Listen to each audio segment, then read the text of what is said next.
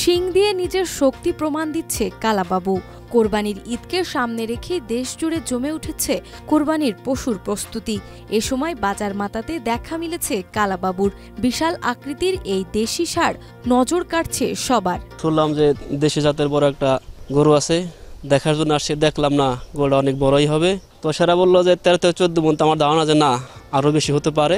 টাঙ্গাইল জেলার নাগরপুর উপজেলার কোনরা গ্রামের মালিক পরাণ মিয়া একজন স্থানীয় কীটনাশক ব্যবসায়ী।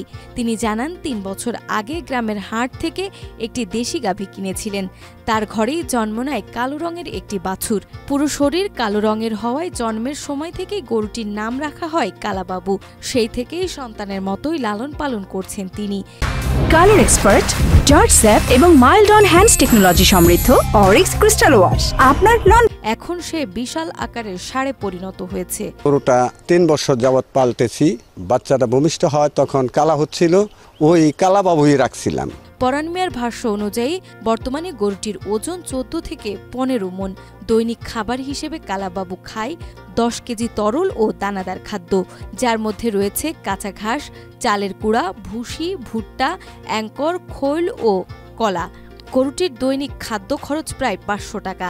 আরামদায়ক পরিবেশে রাখার জন্য দিনে 2 বার গোসল করানো হয়। পরাণ মিয়ার স্ত্রীও এই গরুর পরিচর্যায় বিশেষভাবে ভূমিকা রাখছেন। বাজে জিনিস খাওয়ায় না বা কোনো সুই টুই কিছুই দেই নাই। আমি শুধু ভুসি, তাজা ঘাস, এমনকি ক্ষীর, এই 3টাই খাওয়াই।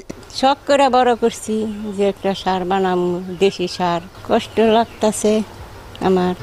তবে পারিবারিক জটিলতা ও নানাবিধ কারণে এবার কোরবানির ঈদে গরুটিকে বিক্রি করতে চায় পরাণ মিয়া। প্রস্তাবিত দাম ধরা হয়েছে 5 লাখ টাকা। তবে ক্রেতারা চাইলে নিজেরাই দেখে বুঝে দরদাম করে নিতে পারবেন।